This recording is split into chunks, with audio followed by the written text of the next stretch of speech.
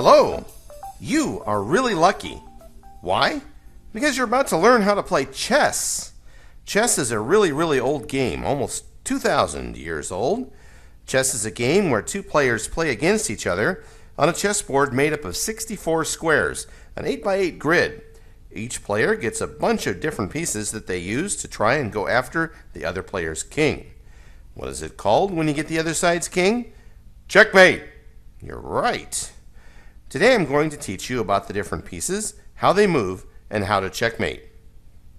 Each of the 6 different kinds of pieces has its own shape for moving. Most pieces cannot move through other pieces. Only the knight can jump over anyone who gets in his way. Also, no piece can ever share a square with another piece. This square isn't big enough for the two of us. Sorry. However, they can be moved to take the place of an opponent's piece. That's how you capture the enemies. Now, let's go meet our team. The king is the most important piece, since losing him means the end of the game. But he is also one of the weakest. So very often, he needs his friends to protect him. The king can move one square in any direction, up, down, to the sides, and diagonally. See, this would be one move. Now, after my opponent's move, I can go again. For example, here. How many moves will it take me to get to the edge of the board? 3. That's right. The king may never move himself onto a square where he could be captured. There's no losing on purpose. If your opponent ever moves their king onto a square where you can take it, don't grab the king and laugh, I win! Instead, you should explain why they can't move there. Then your opponent can put the king back where it was and choose a different move. Let's test you. Can the white king move here? No. Good. How about here? Yes, very good. And here? Nope. I think you've got it, so let's keep going. When another piece threatens to capture the king, it's called check.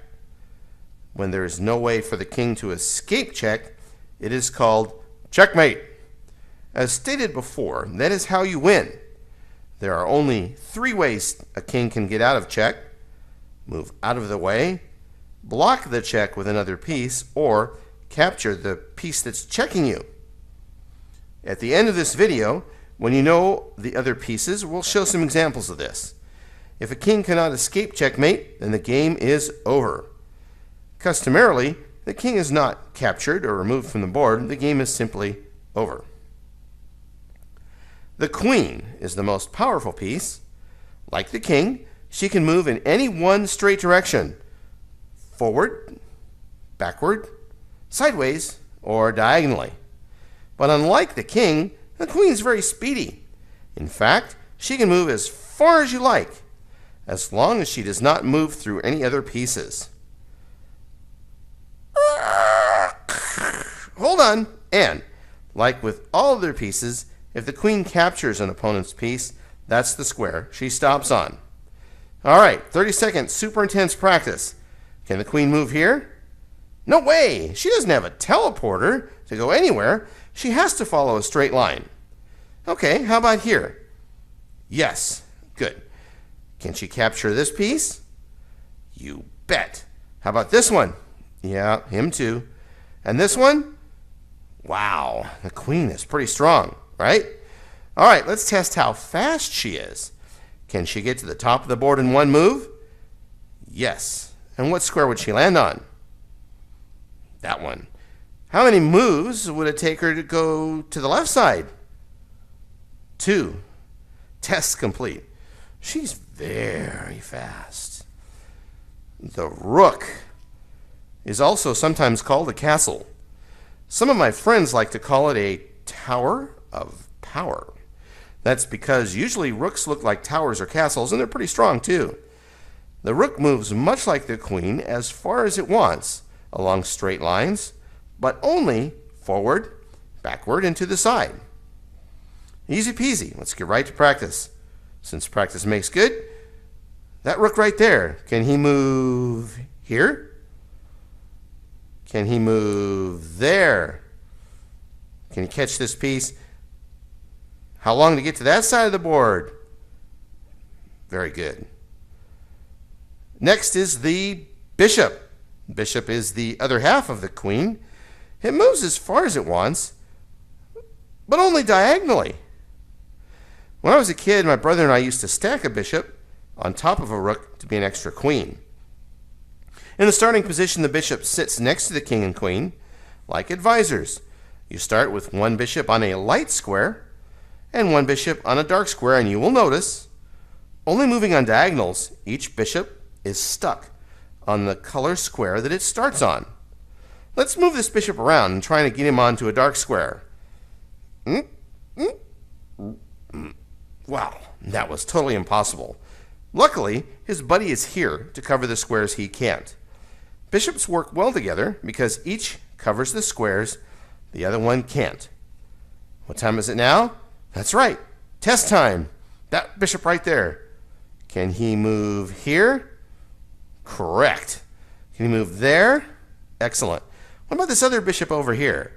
Can he go there? Nope, but he can go here, can't he? Right? Excellent.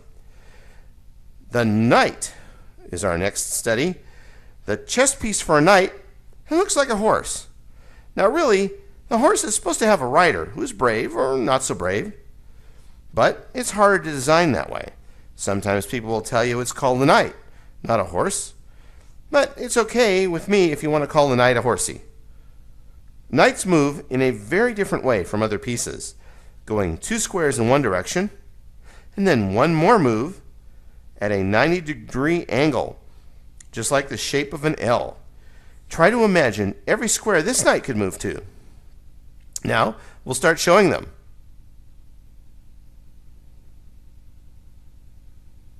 Knights are also the only pieces that can move over other pieces. Pawn in the way?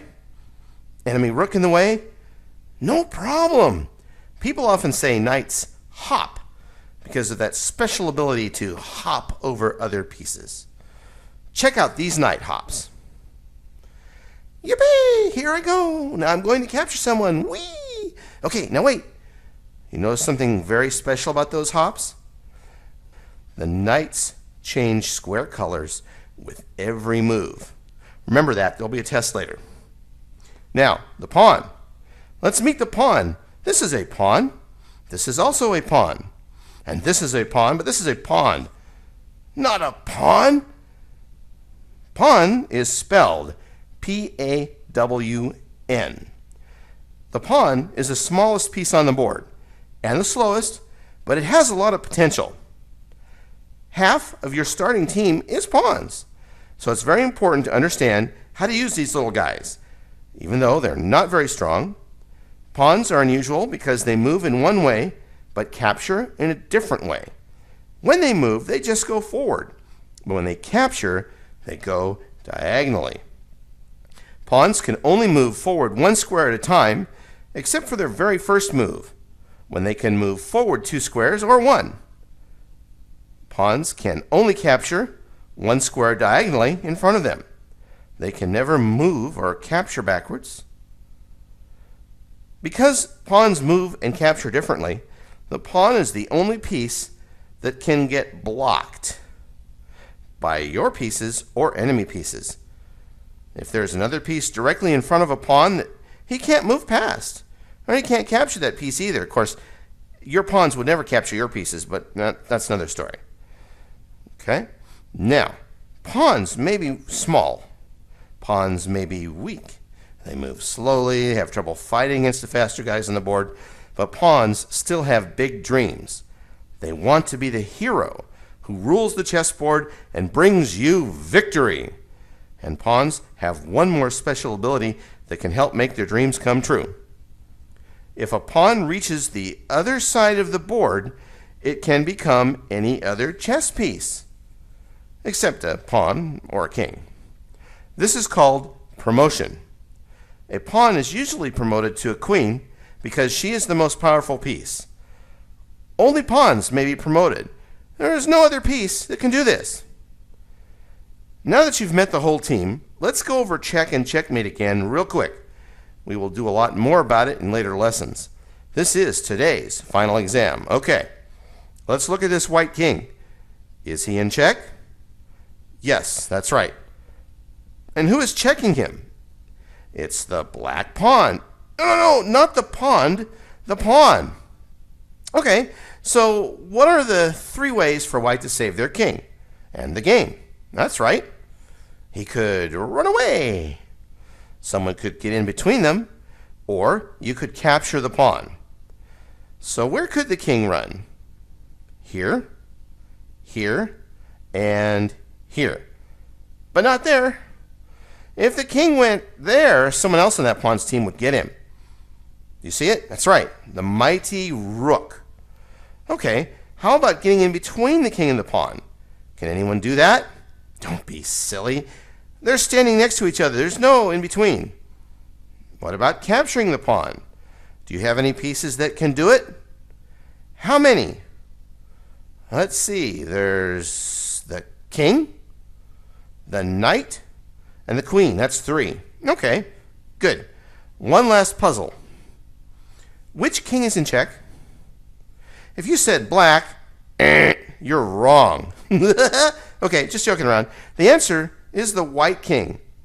Which black piece is attacking him? Is it this pawn? No. This pawn? No. This knight? No. Well, of course, those pieces are all on the wrong side of the board. What about this bishop? That's right. He can go all the way across the board. Okay, so how can white escape check? Which squares can his king move to? There's only one safe square, one step to the right. But what about capturing? Could we capture that bishop? Nope, he's safe way back there at home. Can any of our pieces block? Oh yes, this pawn can. And this pawn can. Wow, those pawns are trusty.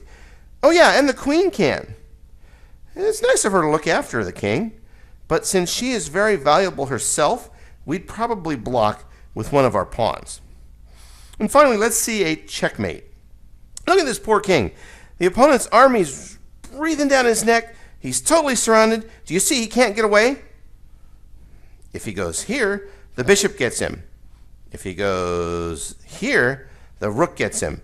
If he goes here, the knight gets him.